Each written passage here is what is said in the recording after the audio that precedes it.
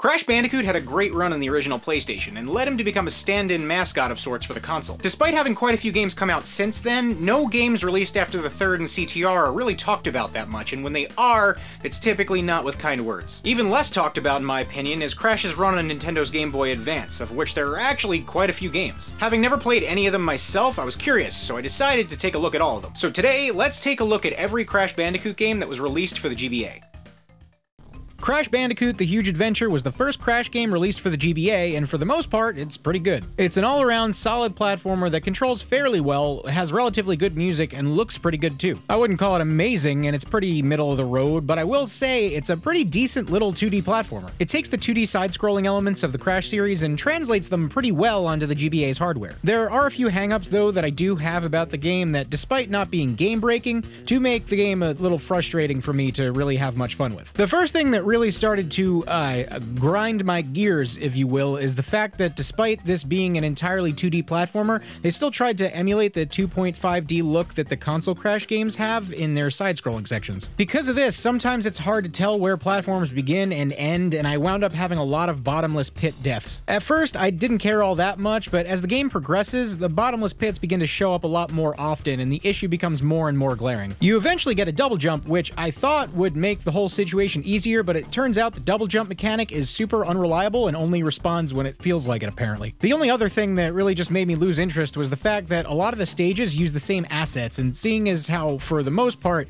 Crash levels are designed like a straight line with obstacles in your path, the game wasn't doing much to hold my attention. There are water levels that switch up the gameplay, but those water levels themselves are all very samey. There's also some on-rail shooter segments, and I actually did sort of enjoy them, and in typical Crash fashion, there's boss fights as well. I don't think this game is bad at all. It's just a very okay platformer with some frustrating quirks, but if you're a Crash fan, I think this game is probably worth at least a quick run through, and it's only a couple hours long, so you don't really need to sink too much time into it either.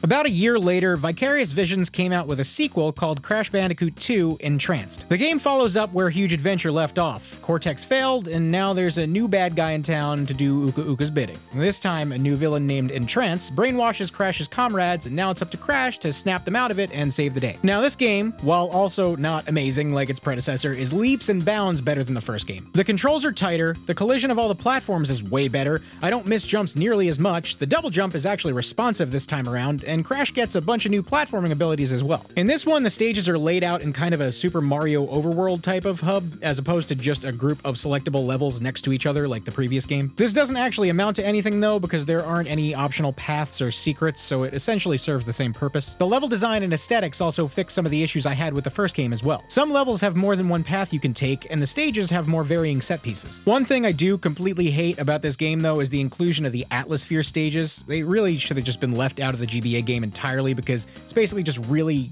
bad marble madness. These stages are long, difficult to control, not fun, and really frustrating. I don't know whose idea these stages were, but they deserve a nice firm kick to the shin. I get that Wrath of Cortex had the Atmosphere stages, but if they couldn't pull it off properly on the GBA, they probably should just left them out. There's also these stages where you're on a surfboard and you need to race towards the camera to escape a shark for some reason. There's absolutely no context for why Crash is suddenly surfing away from a shark. Luckily, the boss fights in this game are a little more fun, I think. This is basically just a much better and more enjoyable version of what the first game was going for, but I honestly think the overall experience would have been about 10 times better if they didn't include random garbage and stuck to solid platforming stages. Overall, this is actually a pretty good game though, and I'd say just skip the first game and play this instead. Crash Nitro Kart surprised me, not just because I had absolutely no idea they made a GBA port of Crash Nitro Kart, but also because of the fact that I actually didn't hate it. Considering it looks a lot like any other pseudo 3D kart racer a la Mario Kart Super Circuit or Banjo Pilot, I didn't exactly have high hopes for it. In my experience, games of this nature are typically difficult to control, hard to actually see and navigate, and overall just a far cry from the many great 3D kart racers that exist out there. Super Mario Kart on the SNES might have been the first, but it sure's not the best. This game, however, did surprise me, and actually was kind of fun to play. Now, I never played the original Crash Nitro Kart, so I can't exactly compare the two. As far as I know, the console version of this game is structured similarly, but seeing as how I only have experience with this, I'm gonna explain as such. So, the game approaches the kart racer formula similar to how Diddy Kong Racing did. took a kart racer, took some elements of a collectathon, and married the two. This is much less fleshed out than something like Diddy Kong Racing, but the story mode is still broken up into different hub worlds with criteria to meet and MacGuffins to earn for completing said criteria, and then progression being gated behind said MacGuffins. Typical stuff here. When you start off, you get to choose between the good guys and the bad guys, but as far as I can tell, it doesn't really seem like much changes besides Aku Aku being swapped out for Uka Uka. After finishing a certain amount of races in each hub, you have to face off against a boss and beat them in a race. Once again, a lot like Diddy. Once you beat the boss though, not only do you then progress to the next world, but you also unlock each respective boss to use in arcade mode or time trials, and they all have God mode stats. There's a few other secret characters you can unlock as well, but I haven't actually done so myself. Would be real cool to unlock whoever this is. There really isn't all that much I can complain about here. The game is pretty fun. It's nothing mind-blowing, but I'm sure I would have liked this when it came out. I will say it did start to hurt my eyes after a while of staring at the game, but that probably has more to do with playing the game on a bright PC monitor as opposed to a barely visible GBA screen. The only other thing I will say is that during every race, each racer has a set of maybe 2 or 3 phrases that they incessantly repeat over and over, and I can't tell whether or not I'm more annoyed that they keep repeating it or the fact that I can't seem to make out literally anything any of them are saying. Crash Bandicoot Purple is a lie. In 2004, someone thought it would be a good idea to combine the Crash and Spyro universes and make 2 crossover games. One would be a Spyro game called Spyro Orange, The Cortex Conspiracy, and the other, a Crash game called Crash Bandicoot Purple, Ripto's Rampage. The story is the typical crossover story you'd probably expect. The 2 main villains of both respective series join forces, and now it's up to the protagonists to team up and take them down. Now, Vicarious Visions was once again responsible for this one, but this game took a very weird turn that I really wasn't expecting. At first glance, when first getting into the game, it seems to be built on the same engine as the first 2 games. It looks the same, controls the same, it really does just seem like they made another sequel. The only problem is, this is not how you spend the majority of your time in the game. See, the game's main platforming stages really aren't stages at all. They're actually really hub worlds built to facilitate a bunch of random minigames. Progression is gated behind completion of each minigame found within the stage. The hub itself is a very simple and easy exploratory platforming area, which really only serves as a means to play the minigames. The only other chance you get to do any platforming for a purpose is a minigame where you have to break all the crates and make it to the end of a small stage within a time limit, but that's really pretty much it. All the other minigames are violently not fun, and I really don't understand what the purpose of this game even was. I want to know what kid in 2004 bought a brand new Crash game and then wasn't let down after realizing the game was comprised of riveting gameplay such as piloting a slow, cumbersome tank around a small maze with 0 field of view. This game is a load of hot garbage and a complete waste of time.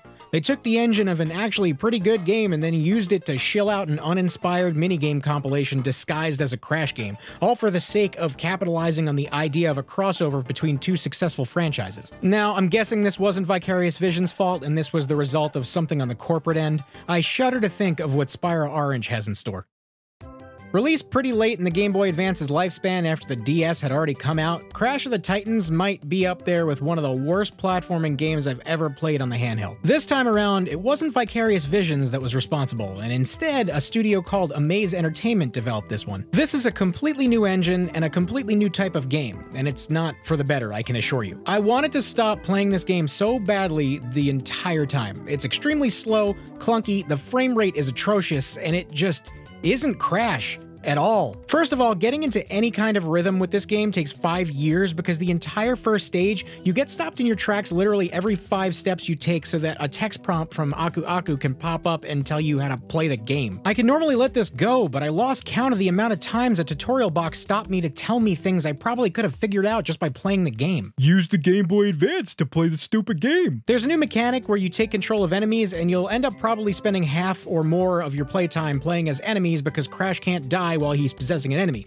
Any damage taken is damage to the enemy while Crash stays intact. Not that it even matters though, since playing as Crash doesn't even feel like Crash anyway. Instead of Crash's iconic spin attack, you now just throw punches and it's super fun. Attacking enemies is extremely tedious and ends up feeling very button mashy. If I wanted that kind of gameplay, I'd just play a beat 'em up. Also, I'm pretty sure these throwaway enemies straight up just use a Homer Simpson sound effect. This game is slow, tedious, not fun, the frame rate makes me want to vomit, and the camera being so zoomed in only further exacerbates that problem. This game makes Crash Purple look like a masterpiece. What a way to go out. Well, that's all of them. Crash didn't exactly have the track record on the GBA as he did on the original PS1, but there actually are a couple games here that are definitely worth checking out. And despite maybe not being amazing and having a few notable issues, I would say a few of these are really faithful to the Crash Bandicoot experience. And being that they were created by Vicarious Visions, it's no wonder the Crash remake turned out as well as it did. Here's hoping they'll also be behind whatever comes next.